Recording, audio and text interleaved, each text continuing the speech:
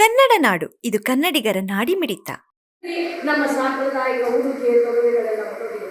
ಇನ್ನು ಶಾಸ್ತ್ರೋಕ್ತಗಳ ಒಂದು ಪಂಚಾಂಗದ ತಿಥಿ ಗಣನೆ ಕಾಲಗಣನೆಯನ್ನು ಓದೋದು ಅಂತಾರೆ. ಯಾರಿಗೂ ಬರೋದಿಲ್ಲ, ಶಾಲಾ ಕಾಲೇಜಲ್ಲಂತೂ ಕಲಿಸೋದಿಲ್ಲ. ಯಾರಿಗೆ ಗೊತ್ತು? ಪಾಡ್ಯ, ಬಿದಿಗೆ, ತದಿಗೆ, ಚೌಡಿ, ಚೈತ್ರ, ವೈಶಾಖ, ಜ್ಯೇಷ್ಠ, ಆಷಾಢ, ಶುದ್ಧ ಹುಣ್ಣಿಮೆ, ಇಲ್ಲಿ ಹೇಳಿದ್ರೆ ಹುಣ್ಣಿಮೆ ದಿನ ಗೊತ್ತಾಗುತ್ತೆ. ಹಬ್ಬ ಹರಿದಿನಗಳಿಗೆ ಮಾತ್ರ ನಮ್ಮ ಕಾಲಗಣನೆ ಸೀಮಿತ, ಹಬ್ಬ ಹರಿದಿನಗಳಲ್ಲಿ ಮಾತ್ರ ನಮ್ಮ ಸಾಂಪ್ರದಾಯಿಕ ಉಡುಗೆ ಸೀಮಿತ. ಹೀಗಾಗಬೇಕು. ಇವತ್ತು ನೋಡಿ, ಜನ್ಮದಿನವನ್ನು ಆಚರಿಸ್ತಾರೆ, ಆರತಿ ಮಾಡಿ ರಾಮ ರಕ್ಷಾಸ್ತೋತ್ರವನ್ನ ಹೇಳಿ ಆ ಮಗುವಿಗೆ ದೃಷ್ಟಿ ತೆಗೆದು ತಾಯಿ ಮಾಡುವಂತ ಒಂದು ಕಾಲ ಇತ್ತು ಜನ್ಮದಿನ. ಅಂದ್ರೆ ಹುಟ್ಟು ಹಬ್ಬದ ಆಚರಣೆ. ಇದು ಹೇಗೆ? ಮೊಹಮ್ಮದ್ ಕೇಕ್ ತರ್ತಾರೆ, ಮಗುವಿನ ಹೆಸರು ಬರೀತಾರೆ, ಅದನ್ನ ಮೊಹಮ್ಮದ್ ಇಡ್ತಾರೆ, ಅದನ್ನ ಉಳಿಸ್ತಾರೆ, ಅಂತ ಊದ್ತಾರೆ, ಅದನ್ನ ಆಹಾರವನ್ನು ಕತ್ತರಿಸುವ ಸಂಪ್ರದಾಯ ನಮ್ಮ ಅಥವಾ ಪದ್ಧತಿ ನಮ್ಮ ಹಿಂದೂ ಧರ್ಮದಲ್ಲ. ಅದನ್ನ ಕತ್ತರಿಸಿ ತಿನ್ನಿಸ್ತಾರೆ. ಹೇಗೆ ಕ್ರೈಸ್ತರು ನಮ್ಮ ಒಂದು ಜೀವನದಲ್ಲಿ ಹಾಸು ಹೊಕ್ಕಾಗಿ ಬಂದು ನಮ್ಮನ್ನ ಸ್ಲೋಲಿ ಅಂದ್ರೆ ನಿಧಾನವಾಗಿ ಮತಾಂತರ ಮಾಡ್ತಾ ಇದ್ದಾರೆ. ಇಲ್ಲಿ ಇಂಗ್ಲಿಷ್ ವ್ಯಾಮೋಹ, ಇಂಗ್ಲಿಷ್ ಕಲಿತ್ಬಿಟ್ರೆ ನಾನು ಫಾರ್ವರ್ಡ್ ರೀ ಅಂದ್ರೆ ಎಂತಹ ಒಂದು ಪರಿಸ್ಥಿತಿಯಲ್ಲ.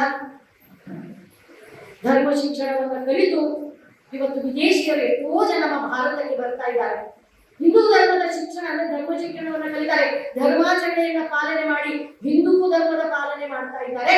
ನಮ್ಮವರು ಪಾಶ್ಚಾತ್ಯ ಅಂದ್ರೆ ವಿದೇಶಿಯರಿಗೆ ಶರಣಾಗಿ ಆ ವಿದೇಶಿ ಸಂಸ್ಕೃತಿಯನ್ನ ಪಾಲನೆ ಮಾಡ್ತಾ ಇದ್ದಾರೆ. ಇನ್ನೂ ಒಂದು ಶತ್ರುಗಳು, ಗುಪ್ತ ಶತ್ರುಗಳು ಅಂತ ಹೇಳ್ತೀವಿ.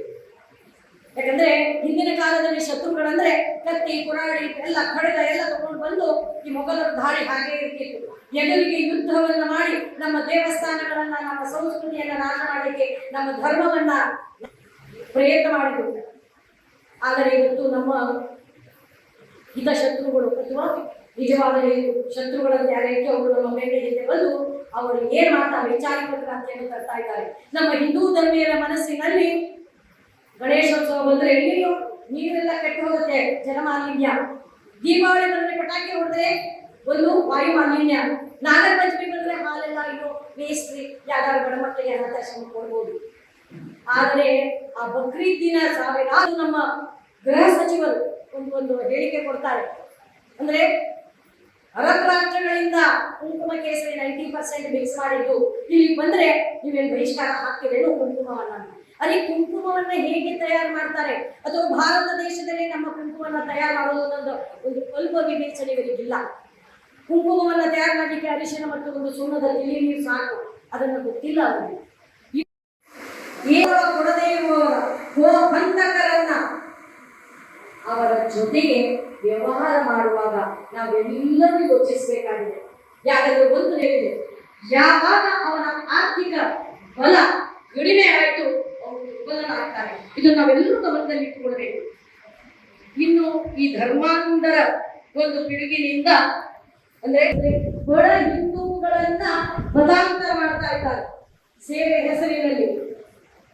1901ರಲ್ಲಿ ಸ್ವತಂತ್ರ ಪೂರ್ವ ಕೇವಲ 1-2% ಇತ್ತು ಕ್ರಿಶ್ಚಿಯನ್ರು. 2011ರಲ್ಲಿ ಒಂದು ಅಂಕಿಅಂಶ ತೆಗೆದ್ರೆ ಇವತ್ತು ನಮ್ಮ ಹಿಂದೂಗಳು ಅಲ್ಪಸಂಖ್ಯಾತರಾಗಿದ್ದಾರೆ. ಕೇವಲ ಅಷ್ಟೇ ಏನು ಭಾರತದ ಸಮಗ್ರ ಸುದ್ದಿಗಳಿಗಾಗಿ ತಪ್ಪದೆ ನೋಡಿ ಕನ್ನಡ ನಾಡು ವಾಹಿನಿ. ಸಬ್ಸ್ಕ್ರೈಬ್ ಮಾಡಿಕೊಳ್ಳಲು ಕೂಡಲೇ ಪಕ್ಕದಲ್ಲಿ ಕಾಣುವ ಬೆಲ್ ಐಕಾನ್ ಕ್ಲಿಕ್ ಮಾಡಿ ನೋಟಿಫಿಕೇಶನ್ ಪಡೆಯಿರಿ.